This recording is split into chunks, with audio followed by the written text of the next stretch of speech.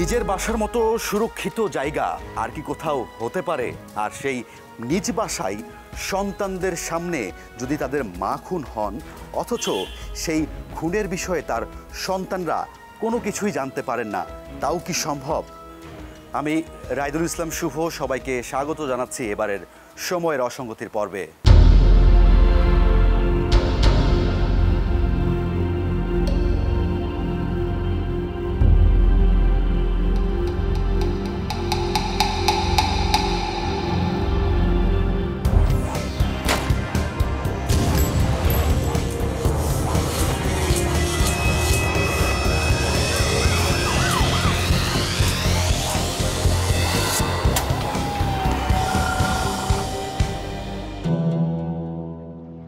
14 June 2011 Selima খান মজলিসকে তার বাড়িতে কে বা কারা ছুরি দিয়ে হত্যার চেষ্টা করে। ছোট ভাই শাফিউর রহমান খান বড় বোনের উপর হামলার ঘটনায় বাদী হয়ে সাভার মডেল থানায় হত্যা মামলা দায়ের করেন। এদিকে 4 দিন হাসপাতালে মৃত্যুর সঙ্গে লড়াই করে 18 জন মারা যান সেলিমা খান মজলিস। মৃত্যুর পরে মামলাটি হত্যা মামলা হিসেবে রুজু হয়। চাঞ্চল্যকর সেলিমা খান হত্যা মামলার রহস্য উদ্ঘাটনে মাঠে নামে সাভার থানা পুলিশ। আমি শুনি আমার ছোট ভাইয়ের কাছ থেকে, আমি সকালে হাঁটতে যাই, হেঁটে আসে বাড়িতে নাস্তা পরে আমার ছোট ভাই আমাকে মোবাইলে রিং করে বলে, তুমি একটু তাড়াতাড়ি আমার বাসায় আসো। কি হয়েছে সেটা সে বলে না। তখন কি ওখানে ওর বাসায় যাওয়ার পরেও বলে আমার বড় আপাকে জানি কে বা কারা গলা কেটে ফেলছে, উনি নামে আছে, আমরা ওখানে যাব। তো আমি বললাম তুমি জানলা কার কাছ থেকে? তখন সে বলল আমার আর এক ভাগনা আছে লিঙ্কন চৌধুরী, ও এনামে চাকরি করে, ওর কাছ থেকে। তখন আমরা 2 ভাই চলে যাই এনামে যাওয়ার পরে দেখি আমার বোন আছে ওটিতে। তখন ওখানে আমরা ওনাকে দেখতে পাই নাই, ওটিতে যেহেতু একদিন পরে হইতে পারে, তাহলে 15 তারিখ আমি দুপুরের পরে বা দুপুরে এসে আমি ওখান থেকে এসে তারপর আমি মামলা করি। শামসুদ্দোহা খান মজলিস ঢাকা জেলা আওয়ামী লীগের সাবেক সভাপতি ছিলেন। 1986 সালের 3য় জাতীয় সংসদ নির্বাচনে বাংলাদেশ আওয়ামী লীগের প্রার্থী হিসেবে বঙ্গবন্ধুর পর আওয়ামী লীগের পক্ষ থেকে ঢাকা 12 আসনের সংসদ সদস্য হিসেবে নির্বাচিত হন।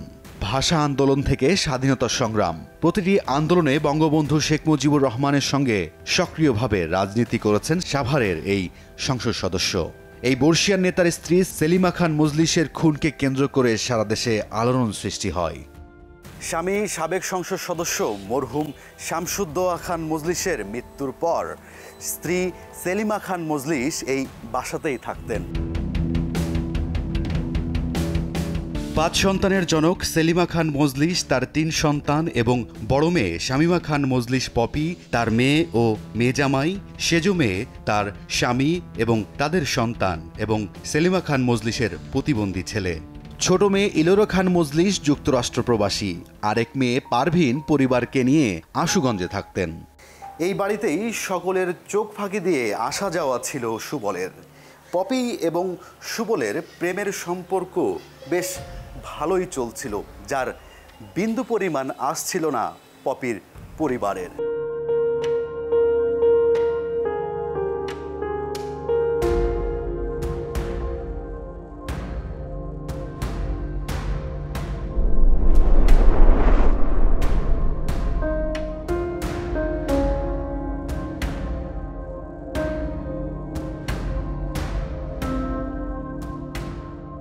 কথাই আছে, ভালোবাসা ধনী গরিব জাতকুল দেখে না। পৃথিবীর সবকিছু তুচ্ছ মনে হয় এই ভালোবাসার কাছে। সমাজের মানুষ তাদের ভালোবাসাকে অন্য চোখে দেখলেও পপি ও সুবলের কাছে তা ছিল এক তুচ্ছ বিষয়। এক সন্তানের মা পপি গৃহিণী আর সুবল সাধারণ একজন ইলেকট্রিক মিস্ত্রি হওয়ায় লোকচক্ষুর আড়ালে চলত তাদের প্রেম।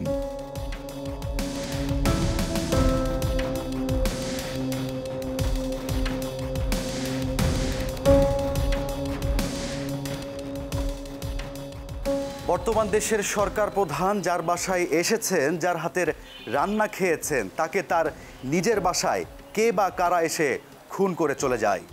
অথচ বাড়িতে থাকা কেউই এই হত্যাকাণ্ডের বিষয়ে জানতে পারে না। রহস্যে ঘেরা এই হত্যাকাণ্ডটি কোনো ব্যক্তিগত ক্ষোভ নাকি রাজনৈতিক কোন্দল, এ নিয়ে সৃষ্টি হয় ধোঁয়াশার।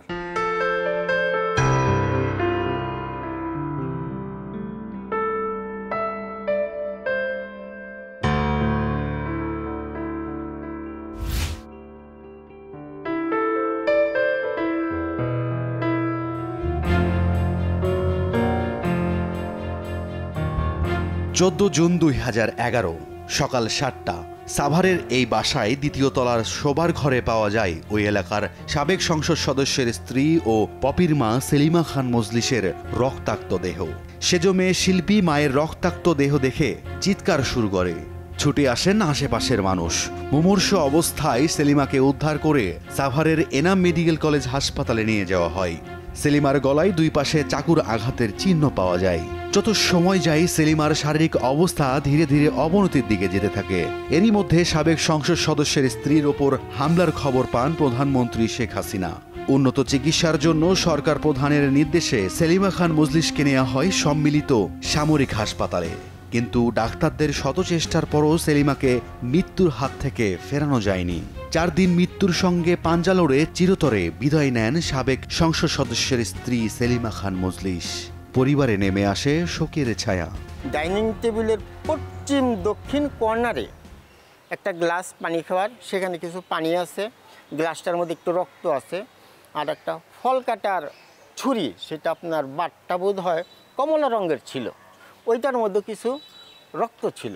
তা আমার বড় বোন থাকতে হলো ওই ডাইনিং টেবিলের সাথেই আরেকটা রুম আছে ছোট, এই রুমে সে থাকতো। ওই রুমের মধ্যে স্টিলের আলমারি আছে, তার খাট আছে। ঢুকেই একটা সুইচ বোর্ড হাতের বামে, এখানে একটা সুইচ বোর্ডের একটা সুইচ ভাঙা, আর যে স্টিলের আলমারির মধ্যে যে গ্লাসটা থাকে এখানে একটা পর্দা আছে ছোট, পর্দার মধ্যে কিছু কয়েক ফোঁটা রক্ত, আর হলো গ্লাসটার মধ্যেও কয়েক ফোঁটা রক্ত। তারপরে আপনার দক্ষিণ সাইডে যে দরজাটা আছে বারান্দার যাওয়ার জন্য, বারান্দার এই ওয়ালটার কিনারেও হাতের একটা ছাপ রক্ত। এখান থেকে তিলকের মায় শব্দ করছে যে এই ভাই সেই ইলা টেলিফোন করছে, আম্মাই করে না কেন, ফোন ধরে না কেন। তখন সে তো ভাই আও আও করছে। এই শুনেই তিলকের মা আমার গেটে থাপড় দিছে, এই সামনে যে গেটটা আছে সেই গেটটায়। 13 তারিখে আমার সঙ্গে আমার মানে লাস্ট কথা হয়। 9:30টার সময় ফোন দিই, আম্মা ফোন ধরে। ফোন ধরার পরে অনেকক্ষণ কথা হওয়ার পরে এক পর্যায়ে আম্মা আমাকে বলতেছে যে আমার যদি কিছু হয়ে যায় তুমি কখনো দেশে আসো না, দেশে আসলে আমার নানুমণিকে নিয়ে কখনো দেশে আসবে না, আসলে তোমাকে গলা জবাই দিয়ে মাইরে ফেলবে, আর তোমার সঙ্গে আমার অনেক কথা আছে বাজান। আসলে আমাদের কপাল খারাপ, এই জন্য আমরা মারে হারিয়ে ফেলছি, বাবারও হারিয়ে ফেলছি। এরকম বাপ মা পৃথিবীতে পাওয়া আসলে অনেক অনেক অনেক ভাগ্যের ব্যাপার। আমাদের নসিব খারাপ। আমরা তো কারো সন্দেহ তখন তো করতে পারিনি, কিন্তু তারা বলছে আমারে কয়েকবারই তোর বোনরাই করছে, তুই করিস না, এটা ধরাই দে। ওরও বলছে, ও তখন বলছে যে যদি মারে যদি করে থাকে তাহলে চুলের মুঠি ধরে ওদের ধরাই দাও। তখন আবার আমি বললাম যে বোন এখানে অনেক কিছু মনে কিছু হইতেছে আমার অন্যরকম, তুই আর টেলিফোন ধরিস না, তুই বাংলাদেশে আসার পরে তুই সব কিছু জানাইস না, তারপর তুই যা করার পর। সাভার থানা পুলিশে ঘটনায় তদন্ত করে 9 দিন। এ সময় চলে আলামত সংগ্রহ আর জিজ্ঞাসাবাদ। সন্দেহভাজন হিসেবে কয়েকজনকে গ্রেফতারও করা হয়। থানা পুলিশ সেলিমা হত্যাকাণ্ডের তদন্তে কোনো কুল কিনারা করতে না পারায় মামলাটির তদন্তের ভার যায় সিআইডির কাছে। সিআইডি মামলাটি পেয়ে ক্রাইম সিন থেকে পাওয়া আলামত পর্যালোচনা করে। সংস্থাটির একটি টিম মামলাটি লম্বা সময় ধরে তদন্ত করে। এ সময় সেলিমার বড় মেয়ে পপির মেয়ে জামাই, গৃহকর্মী ও স্থানীয় এক পেশাদার অপরাধীকে জিজ্ঞাসাবাদ করে সিআইডি। তবে জিজ্ঞাসাবাদে হত্যাকাণ্ডের সাথে যোগসূত্র না মেলায় তাদের ছেড়ে দেওয়া হয়। প্রায় 4 বছর তদন্ত শেষে আদালতে চূড়ান্ত প্রতিবেদন দাখিল করে সিআইডি। চূড়ান্ত প্রতিবেদনে উল্লেখ করা হয় সেলিমা খান মজলিসের খুন হয়েছে, তবে খুনের সাথে জড়িত অপরাধীকে পাওয়া যায়নি। তাই মামলার বাদী সেলিমা খান মজলিসের ভাই শাফির রহমান খানের মতামত নিয়ে মামলাটি নিষ্পত্তি করেন বিজ্ঞ আদালত। সিআইডির চূড়ান্ত প্রতিবেদন কোনোভাবেই মেনে নিতে পারেনি সেলিমা খান মজলিসের পরিবার। মায়ের নির্মমে হত্যাকাণ্ডের খুনিকে শনাক্ত করতে না পারায় অনেকটা কষ্ট আর ক্ষোভ জন্ম নেয় তাদের মাঝে। এইভাবেই কেটে যায় 9টি বছর। তদন্তের সময় উদ্ধার হওয়া মায়ের হত্যাকাণ্ডের নথিপত্র গায়েব ও আলামত নষ্ট করার পেছনে পুলিশের গাফলতির অভিযোগ করেন সেলিমা খান মজলিসের 2 মেয়ে ইলোরা খান মজলিস ও পারভিন খান মজলিস। এদিকে সেলিমা খান মজলিসের হত্যার প্রায় 1 দশক পেরিয়ে যায়। হত্যার সাথে জড়িত কাউকে গ্রেফতার করতে না পারায় আবারও নতুনভাবে তদন্ত ও মায়ের হত্যাকারীকে ধরতে প্রধানমন্ত্রীর কাছে সহযোগিতা চান ভিকটিমের পরিবার। আমার মা নাকি আত্মহত্যা করছে। আমার মা কিভাবে আত্মহত্যা করলো? তারপরে আমরা 2 বোন তারপরের দিন প্রধানমন্ত্রীর কাছে যাই। এরা তো কখনো মার বিচার চায় নাই। আমি একা একা দৌড়াইছি, কোনোদিন তো বলে নাই যে চলো বোন যাই। আরও তো 2টা বোন ছিল আমার দেশে, কোনোদিনও তো বলে নাই যে আসো। বাকি তারা আরও বিরক্ত, বিচার চাই কেন, এদের জন্য আরও বিরক্ত তারা। পরবর্তীতে প্রধানমন্ত্রী সেলিমা খান মজলিসের হত্যা মামলার পুনর্তদন্তের নির্দেশ দেন। স্বরাষ্ট্র মন্ত্রণালয় থেকে এই হত্যাকাণ্ড নিয়ে কাজ করার নির্দেশনা যায় পুলিশ হেডকোয়ার্টারে। পুলিশ সদর দপ্তর এবার মামলাটির তদন্ত করার দায়িত্ব দেয় police bureau of investigation PBI-কে।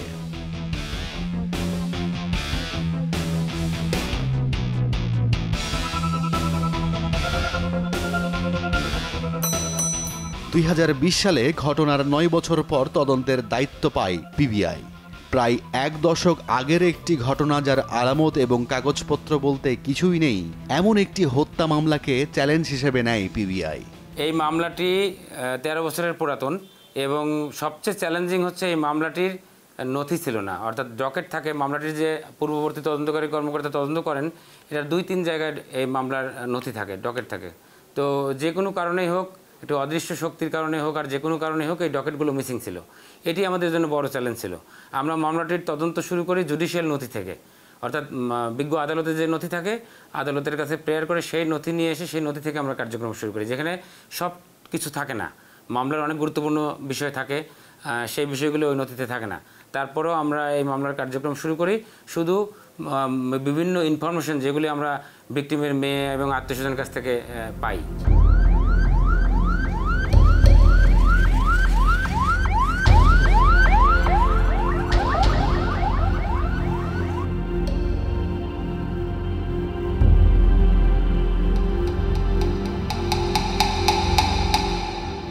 CID থেকে পাওয়া কাগজপত্র পর্যালোচনা করে সাভারের ওই বাসার আশেপাশে মানুষের কাছ থেকে গোপনে ঘটনার বিষয়ে তথ্য নেওয়া শুরু করে সংস্থাটি। তবে তেমন কোনো গুরুত্বপূর্ণ তথ্য মেলেনি। এর আগে মামলাটি নিষ্পত্তি করে দেওয়ায় মামলার সব নথি ধ্বংস করে দেওয়া হয়। এদিকে কোনো আলামত না পাওয়ায় পরিবারের লোকজনকে জিজ্ঞাসাবাদ শুরু করে PBI। পরিবারের কাছ থেকে জানতে পারে ঘটনার দিন ডাকাত এসেছিল। জিজ্ঞাসাবাদে আরও জানা যায়, ভিকটিম সেলিমা খান মজলিসের ঘরে প্রায় 60 থেকে 80 ভরি স্বর্ণ থাকত, অথচ ঘটনার দিন কোনো কিছুই চুরি হয়নি। ডাকাত যদি বাসায় আসে তাহলে স্বর্ণ বা বাসায় থাকা টাকা চুরি হয়নি, এ নিয়ে সন্দেহ জাগে সংস্থাটির। আমি ওনাদের কথা শুনতাম, লিখে রাখতাম, নোট নিতাম, পরবর্তীতে বিশ্লেষণ করতাম এবং ওনাদের কথার প্রেক্ষিতে আমি আমার তদন্তকারী কর্মকর্তা এবং আমার টিমকে নিয়ে ওই ঘটনাস্থলে অনেকবার গিয়েছি, তাদের কাছে তথ্য নিয়েছি।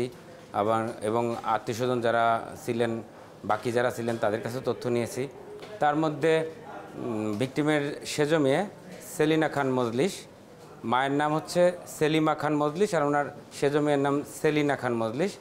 উনি আমাদেরকে বর্ণনা দিতেন যে আমি যখন আসলাম, রুমে ঢুকলাম সকালে, তখন দেখলাম যে আমার মা বিছানায় শুয়ে আছেন, উনি কাতরাচ্ছেন এবং উনি অল্প অল্প করে কথা বলতে পারছেন, কথাগুলো অস্পষ্ট, বোঝা যাচ্ছে না।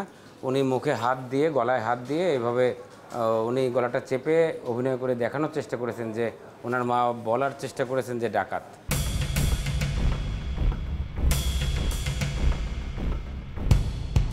সেলিমা হত্যাকাণ্ডের রহস্যের জট যখন কোনোভাবেই খোলা যাচ্ছিল না, তখন নতুন করে সন্দেহের তালিকায় যুক্ত হয় কয়েকটি নাম। তবে সেখান থেকেও কোনো ক্লু মেলেনি। আমরা 4টি ক্যাটাগরিতে ভাগ করেছিলাম, category A, category B, C এবং D।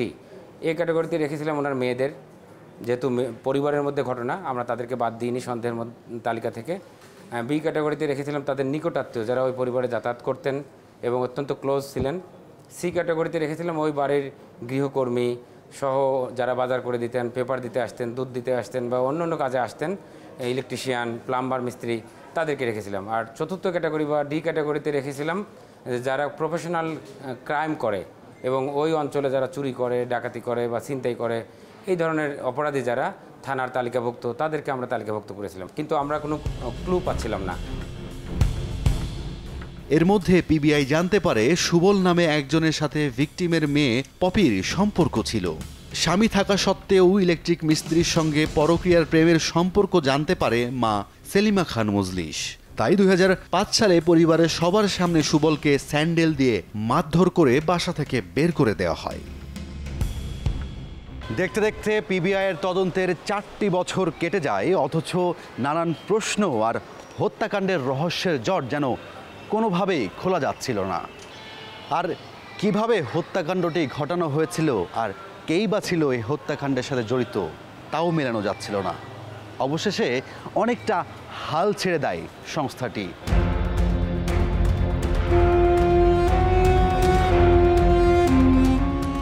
পিবিআই এ তদন্তে জানতে পারে ভিকটিমের শোবার ঘরে ইলেকট্রিক্যাল সুইচ বোর্ড ভাঙা অবস্থায় ছিল এবং তা থেকে দুটি ইলেকট্রিক তার বেরিয়েছিল, আর ছিল বোর্ডের পাশে রক্তমাখা হাতের ছাপ।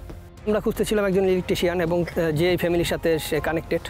তো আমরা সেই লিডটা পেয়ে গেলাম। তখন আমরা আমাদের আইও সহ আমরা ঘটনাস্থল পরিদর্শন করি এবং জিনিসটা আরও ডিপলি আমরা অবজার্ভ করার চেষ্টা করি আসলে ঘটনাটা কীভাবে ঘটলো। কারণ যখন আমরা ভিকটিমকে আমরা পেয়েছি, ভিকটিম 7:30টার দিকে, সে তখন ইনজুর্ড ছিল এবং তার ব্লিডিং হতে ছিল।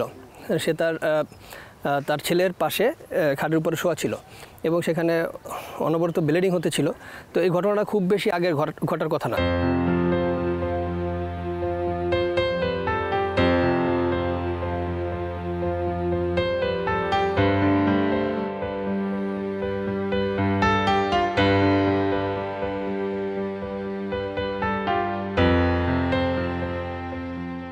2005 সালের পর সুবলের এই পপির বাসায় যাতায়াত বন্ধ হয়ে যায়। এর কিছুদিন পরে সুবল বিয়ে করেন। সুবলের সংসার বেশ ভালোই চলছিল। ঠিক তার 2 বছর পরে আবারও যোগাযোগ শুরু হয় পপির সাথে।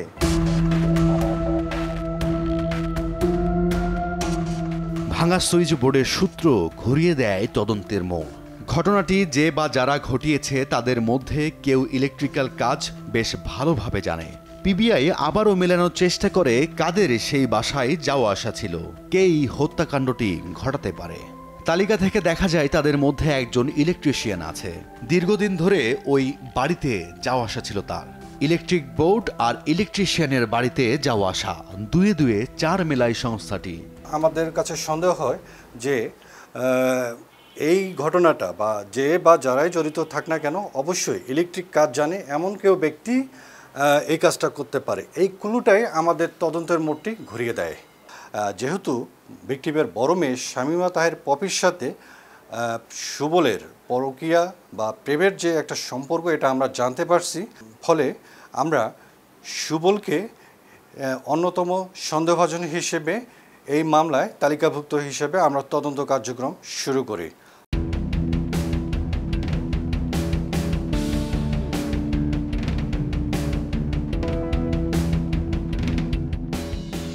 সুবল সাভার থানার জেনারেটর অপারেটর হিসেবে কাজ করতেন।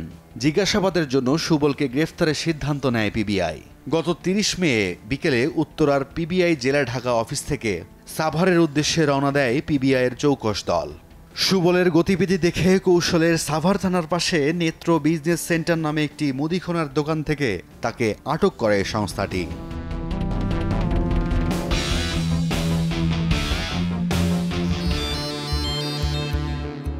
এরপর 10 দিনের রিমান্ড চেয়ে আদালতে পাঠালে আদালত 5 দিনের রিমান্ড মঞ্জুর করে, কিন্তু জিজ্ঞাসাবাদে কোনোভাবেই মুখ খুলতে রাজি হননি সুবল। দীর্ঘ 4 দিন তাকে জিজ্ঞাসাবাদ করি। আমাদের যে প্রসিডিওরগুলি আছে, আমাদের যে পদ্ধতিগুলো আছে, সেগুলো অ্যাপ্লাই করি। উনি কোনো তথ্য দেন না এবং উনি সম্ভবত ইয়োগা করতেন। মানে আমরা যখন তাকে জিজ্ঞাসাবাদ করতাম, উনি শুনতেন, চুপচাপ থাকতেন, আবার চোখ বন্ধ করে আবার একটু লম্বা করে নিঃশ্বাস নিতেন, আবার স্বাভাবিক আচরণ করতেন। মানে কোনো তথ্য দিতেন একটা, এটা সাধারণত আমরা দেখিনি কোনো আসামির ক্ষেত্রে। তো যখন 4 দিন চলে যায় তখন আমরা অনেকটা নিরাশ হয়ে যাই যে সম্ভবত সে কোনো তথ্য দেবে না।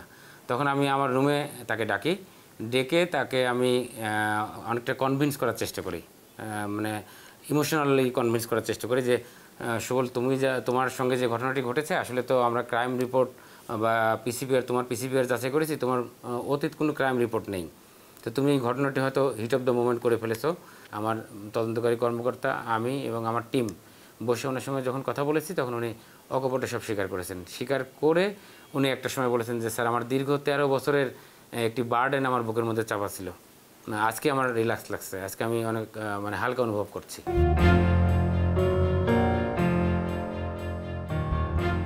14 জুন 2011 ভোর 5:30 ফজরের নামাজ শেষ করে হাঁটাহাঁটির জন্য সেলিমা খান মজলিস ছাদে ওঠেন।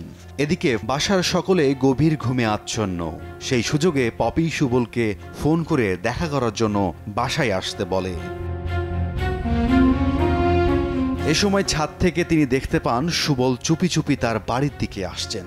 এরপর তা দেখে চিৎকার করতে করতে নিচে নামতে থাকেন তিনি।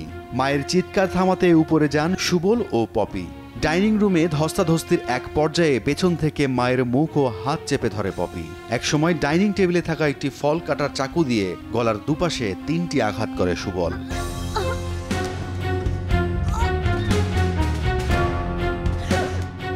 যখন তারা দেখেন সেলিমা খান মজলিস তখনও মারা যাননি, তখন সুবল ইলেকট্রিক বোর্ড ভেঙে সেখান থেকে 2টি তার বের করে ভিকটিমের মাথায় ইলেকট্রিক শক দিয়ে মৃত্যু নিশ্চিত করার চেষ্টা করে।